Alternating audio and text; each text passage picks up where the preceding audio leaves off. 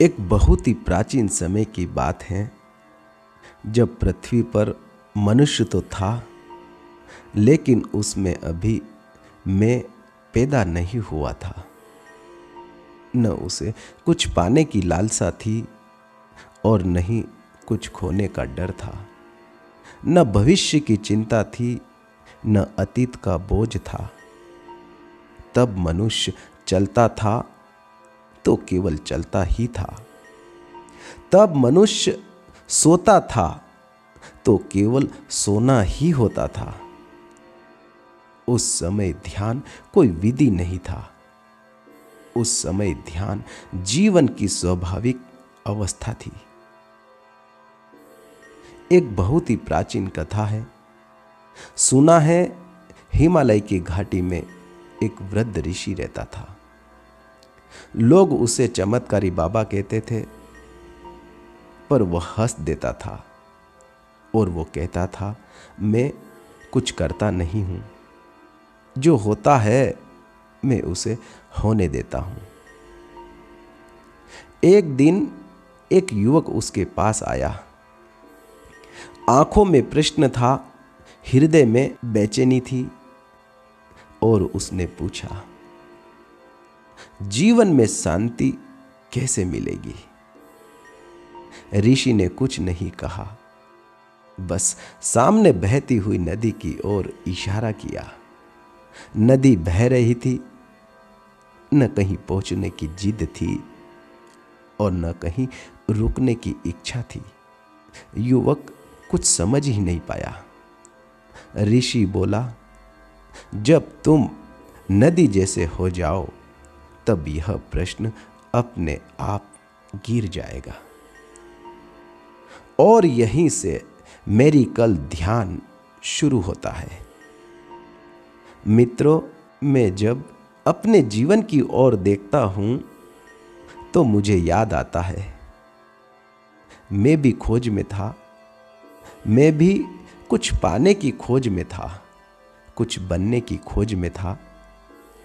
ध्यान भी करता था, पर भीतर कहीं छिपी हुई एक आकांक्षा थी कि भीतर कुछ घट जाए, और यही सबसे बड़ा अवरोध था। फिर एक दिन कुछ अजीब हुआ। मैं ध्यान में नहीं बैठा था, मैं कुछ कर भी नहीं रहा था, मैं बस बैठा था, थका हुआ, हारा हुआ, और अचानक कुछ टूटा। मन का शोर नहीं, मन से पहचान टूटी। विचार आते रहे, पर वे मेरे नहीं रहे। शरीर था, पर मैं शरीर नहीं था। भावनाएं उठी, पर मैं उनमें नहीं डूबा। बस एक चीज बची, देखना। यही क्षण था जहां मेरी कल ध्यान ने मुझे छुआ। मेरी कल ध्यान कोई तकनीक नहीं है, इसे किया नहीं जाता, यह घटित होता है। जब आप इतने थक जाओ कि पाने की इच्छा भी खत्म हो जाए और खोने का डर भी खत्म हो जाए। जब आप जीवन से कह दें, अब जैसा है वैसा ही रहने दो, तभी जीवन पहली बार अपना असली रूप दिखाता है। बुद्ध ने इसी क्षण को जाना। बुद्ध ने वर्षों तप किया, उपवास किए, शरीर को कष्ट दिया, शरीर को गलाया, पर कुछ नहीं हुआ, उन्हें कुछ नहीं मिला। और जिस दिन उन्होंने कहा, अब कुछ नहीं चाहिए, उसी रात बोधि वृक्ष के नीचे सब कुछ बदल गया। बुद्ध ने कुछ पाया नहीं, बुद्ध ने छोड़ दिया, और छोड़ते ही सब कुछ उतर गया। मेरी कल ध्यान में सबसे पहले जो मरता है वह है आकांक्षा, फिर मरता है डर, और अंत में मरता है मैं। और जब मैं मरता है तो जो बचता है वही जीवन है। अब मैं कुछ पाने की इच्छा नहीं रखता, क्योंकि जो होना था वो हो चुका। अब मैं कुछ खोने से डरता नहीं, क्योंकि जो खो सकता है वो कभी मेरा था ही नहीं। अब मैं बस देखता हूं, सहज सरल, जैसे सांस चलती है, जैसे नदी बहती है, जैसे पलक झपकती है। मेरी कल ध्यान में आप अच्छे नहीं बनते, आप बुरे नहीं रहते, आप सच्चे हो जाते हो। अब आप जीवन को सुधारते नहीं, समझाते नहीं, नियंत्रित नहीं करते, आप उसे घटने देते हैं। और यही सबसे बड़ा रहस्य है।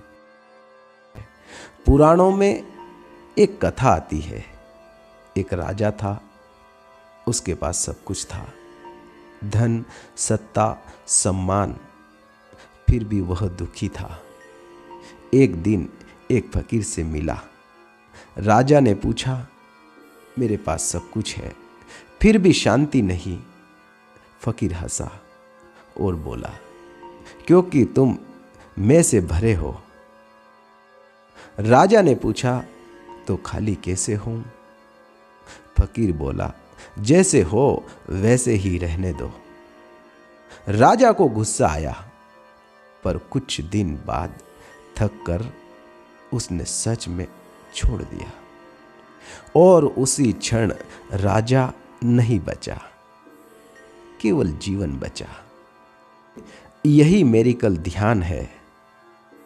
अब मेरा जीवन कोई संघर्ष नहीं है, कोई उपलब्धि नहीं है, कोई हार जीत भी नहीं है। अब मेरा ध्यान एक भाव है। दुख आता है, मैं देखता हूं, सुख आता है, मैं देखता हूं, नींद आती है, मैं देखता हूं, मौन उतरता है और मैं देखता हूं। और इसी देखने में मैं घर आ गया हूं। मैं कहता हूं, जब कुछ करने को नहीं बचता तभी ध्यान घटित होता है।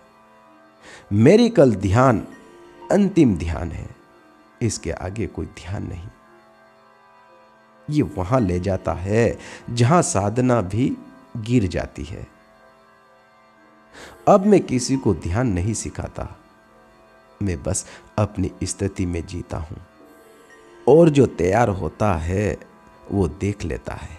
यदि तुम मुझे सुन रहे हो और भीतर कहीं एक अजीब सी शांति महसूस हो रही है, तो जान लेना मेरी कल ध्यान दूर नहीं है। बस एक चीज छोड़नी है, पाने की इच्छा। मेरे प्यारे प्यारे साथियों, मेरे प्यारे प्यारे साधकों, आपने इस सेशन को आज बड़े ही ध्यानपूर्वक सुना, उसके लिए आपका बहुत बहुत धन्यवाद। मित्रों, फिर मिलेंगे एक ऐसे ही ध्यान सेशन के साथ। तब तक के लिए आप हर रोज ध्यान कीजिएगा और अपने जीवन को सफल बनाइएगा। आप स्वस्थ रहे, मस्त रहे। पुनः आपका बहुत बहुत धन्यवाद।